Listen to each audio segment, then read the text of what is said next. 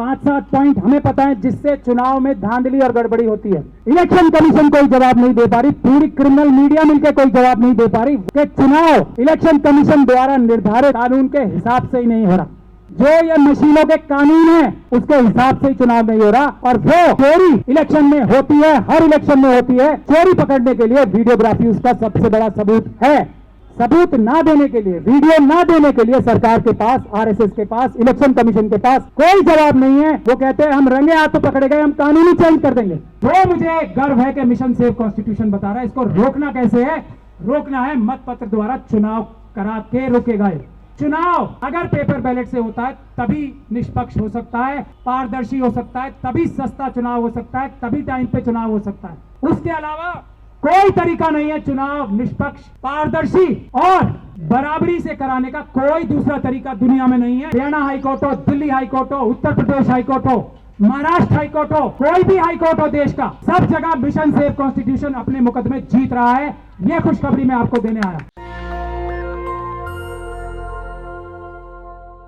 मुझे ये बताते हुए खुशी हो रही है कि आपके मिशन सेव कॉन्स्टिट्यूशन की जो पॉइंट है, और वो सिंपल पॉइंट है, एक ही पॉइंट है हमारा, और दूसरा आपने सभी पॉइंट जो राहुल जी ने उठाए हैं, दूसरे लोग उठा रहे हैं, उससे भी ज्यादा 5-7 पॉइंट हमें पता है जिससे चुनाव में धांधली और गड़बड़ी होती है।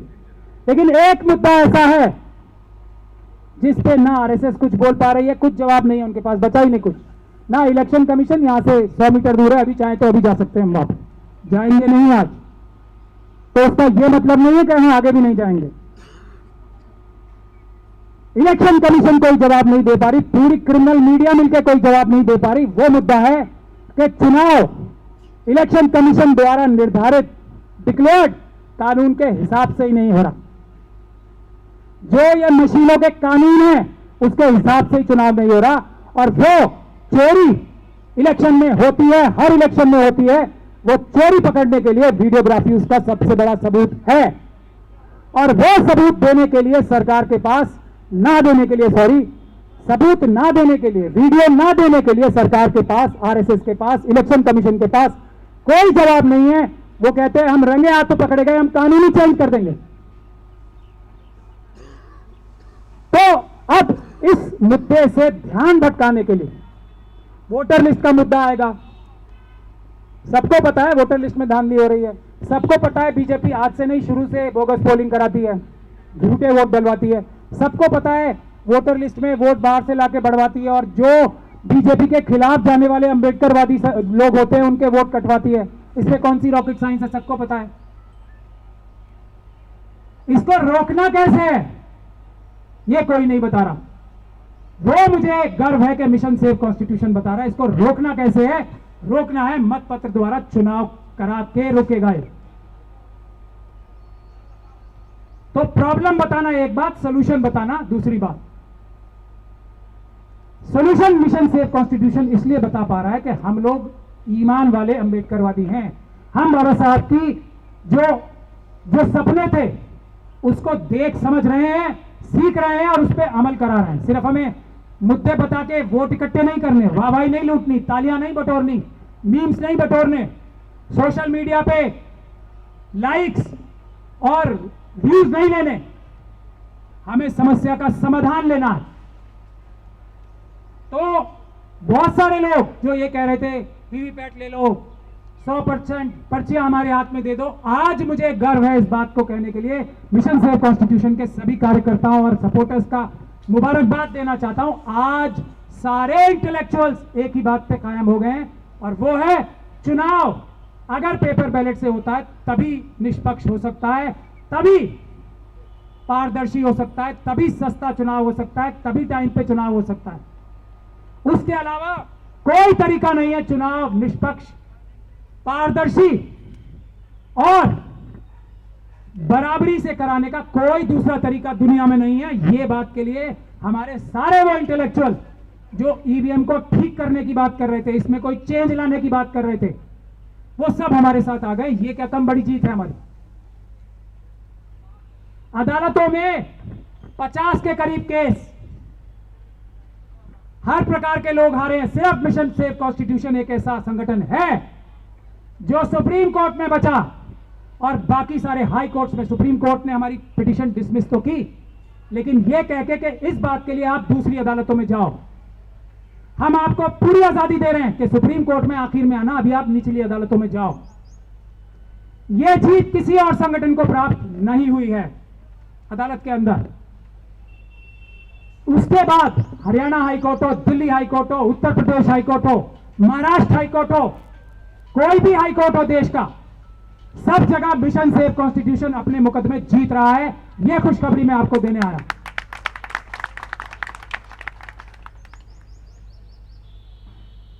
यह है हमारा रिपोर्ट कार्ड। यह रिपोर्ट कार्ड देखने के बाद अब मैं आपको सबसे पहले कुछ मैसेजेस पढ़ के सुनाना चाहता हूं। जो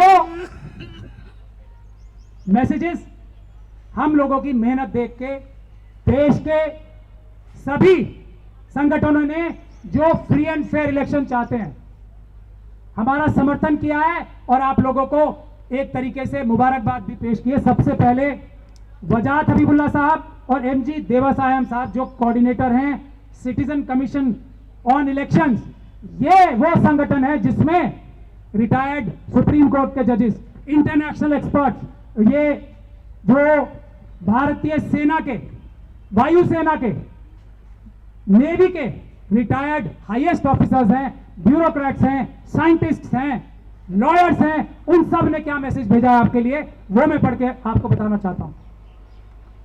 It is universally accepted that paper ballots are gold standard of elections in any true democracy because it adheres to democratic principles of the voters having knowledge and verification that her vote is cast as intended, recorded as cast and counted as recorded.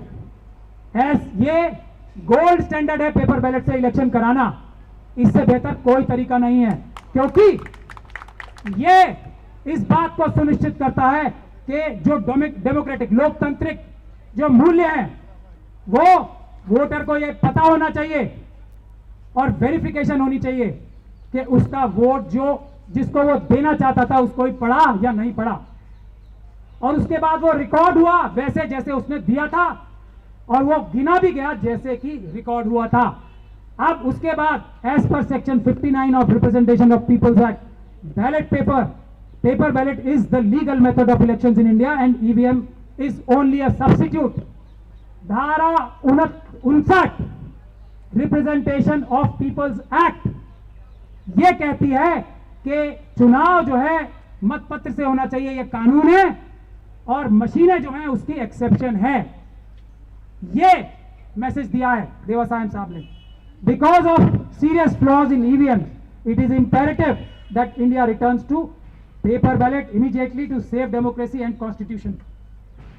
क्योंकि मशीनों में इतनी ज्यादा धांधली और गड़बड़ी है, इसलिए डेमोक्रेसी बचाने के लिए यह सबसे महत्वपूर्ण है कि पेपर बैलेट पे चुनाव कराया जाए। उसके अलावा 2 महाराष्ट्र के रिटायर्ड हाईकोर्ट जजेस जस्टिस नलावड़े और जस्टिस बीजी कोर्ट से पाटिल ने अपनी शुभकामनाएं और समर्थन भेजा है आप लोगों के लिए।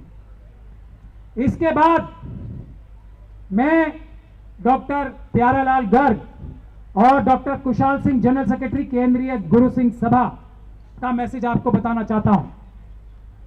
डॉक्टर प्यारालाल गर्ग वो हैं जो ये जितने भी आपको डेटास वगैरह मिल रहे हैं ना मार्केट में, करोड़ों करोड़ रुपए ऑपोजिशन पार्टीज खर्च कर रही हैं उस पर, करोड़ों करोड़ रुपए, ये सारे डेटा डॉक्टर प्यारालाल गर्ग जो हैं फ्री में इकट्ठे करके पब्लिक डोमेन में डालते हैं। बाकी जो पॉलिटिकल पार्टीज के लोग हैं जो अपनी अपनी पार्टीज को धोखा दे रहे हैं या पैसे कमा रहे हैं या चुरा रहे हैं, ये वही जाने, उन्हीं से टीप कर, उन्हीं से चुरा कर वो डेटा अपने अपने पार्टी के लीडर्स को बताते हैं। तो उन्होंने भी हमें मैसेज दिया है, we here on behalf of Punjab and Chandigarh associates of mission save constitution express our full support to public consultation meeting organised at Jantar Mantar आज के दिन।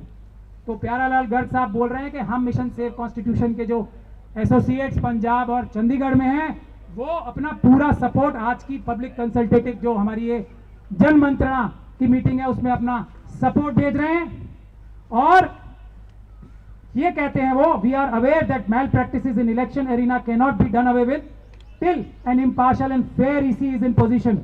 Yet large scale manipulation by use of machine that can do bulk operations by programming, particularly when ECI is failing to carry on its sacred duty of strict implementations of rules, procedures meticulously both in letter and spirit.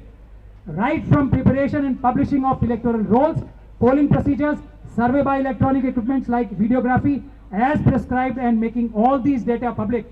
The hesitation and lame excuses including recent amendment in rule 93(2) of conduct of election rules 1961 and be made less effective.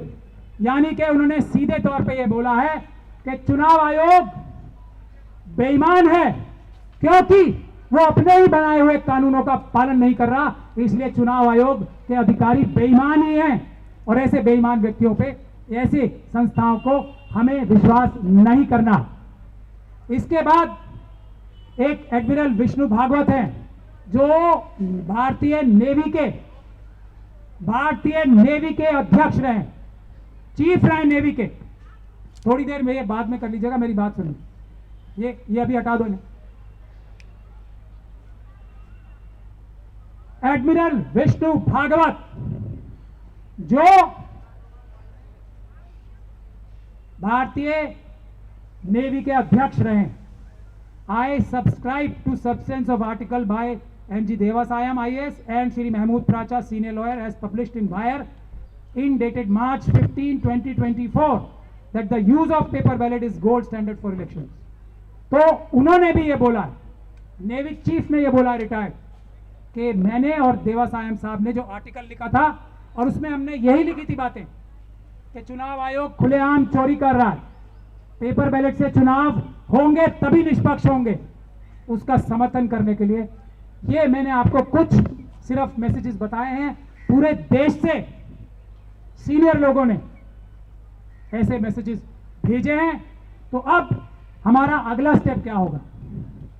अभी जो दिल्ली में हुआ election चुराया गया, जो हरियाणा में हुआ election चुराया गया, जो महाराष्ट्र में हुआ इलेक्शन चुराया गया, जो लोकसभा में हुआ इलेक्शन चुराया गया, उसके अलावा जो भी इलेक्शन 2015 के बाद हुए हैं वो पूरी तरीके से चुराए हुए इलेक्शन हैं।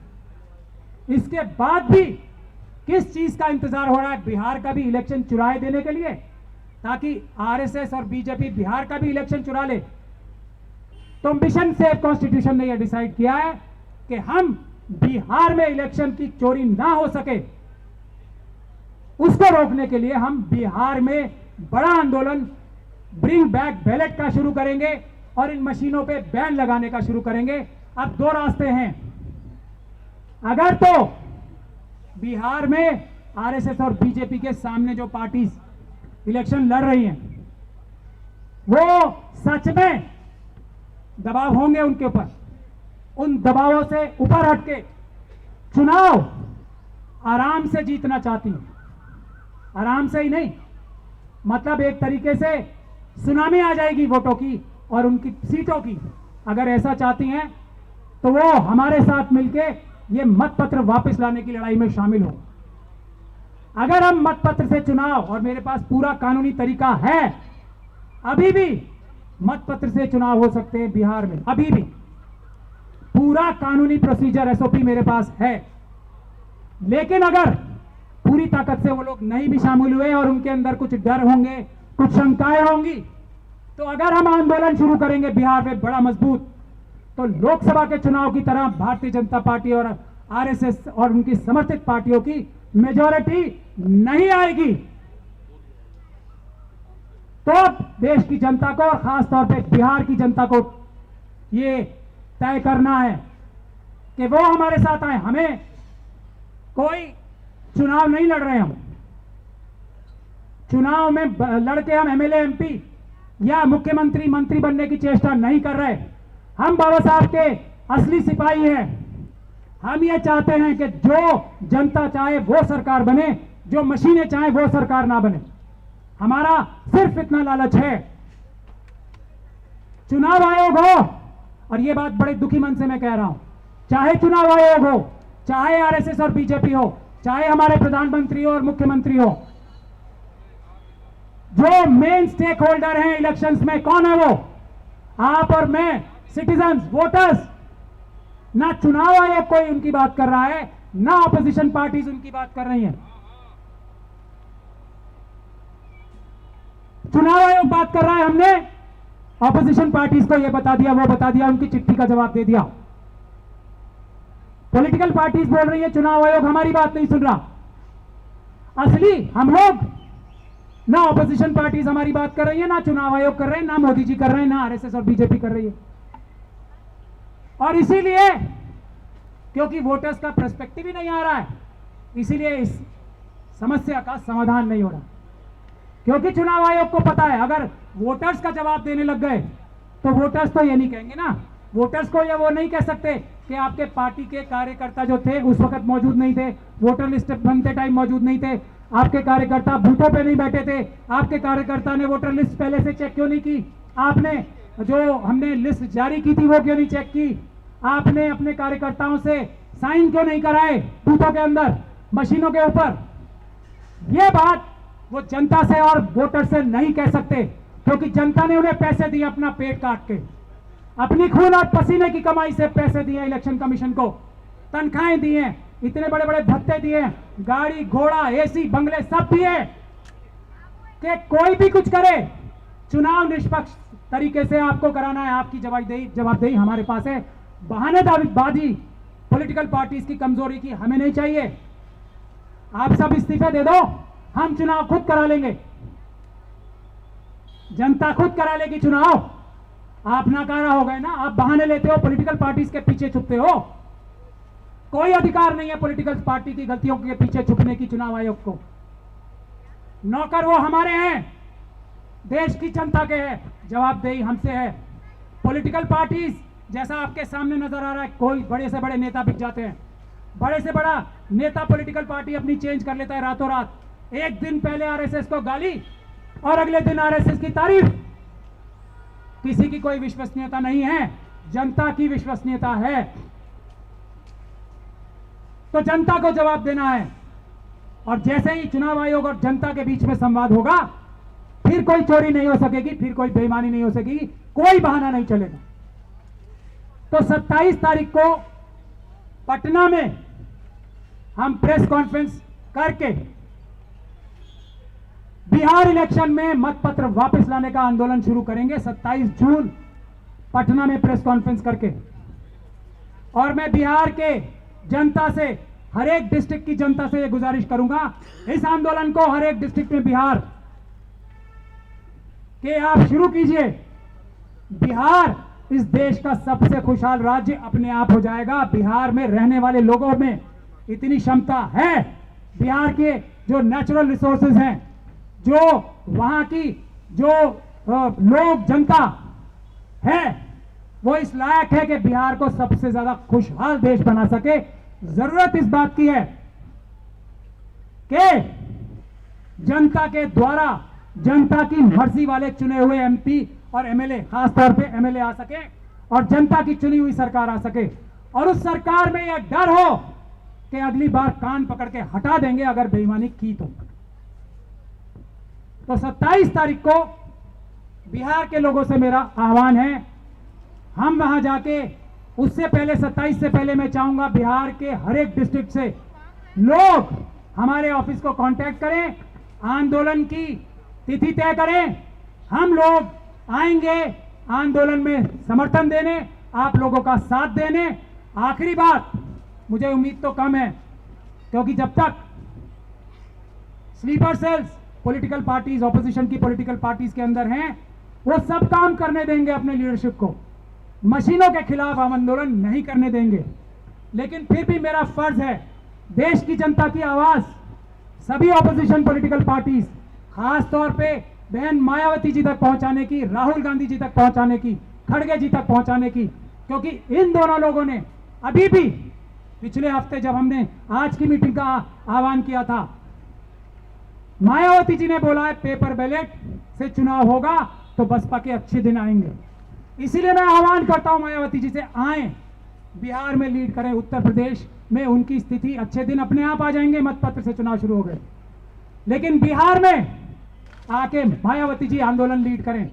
राहुल गांधी जी को मैं कहता हूं, अगर वो सच में बिहार में बीजेपी और आरएसएस को हराना चाहते हैं तो बिहार में अपना 80% टाइम किसी चीज के लिए भी दें। अपनी पार्टी के लोगों को बोलें हमारे साथ जुड़ें। लालू यादव जी को, तेजस्वी यादव साहब को मैं ये बोलना चाहता हूं, 80% टाइम लगाएं कहीं भी उनके कार्यकर्ता, 20% हमारे साथ आए। मैं गारंटी लेता हूं उनकी 3/4 मेजोरिटी से सरकार बनेगी, मेरी गारंटी है ये। मैं कोई मोदी जी की तरह झूठ नहीं बोलता हूं। आए हमारे आंदोलन में सहयोग करें। और अगर ऐसा वो नहीं चाहते तो उसकी वजह वो और जनता तलाशे अपने आप। मैं लेफ्ट पार्टी से भी गुजारिश करता हूं, वो भी बिहार में बड़े स्टेक होल्डर्स हैं, 80% टाइम बाकी चीजों में लगाएं, कम से कम 20% टाइम तो हमारे साथ दें।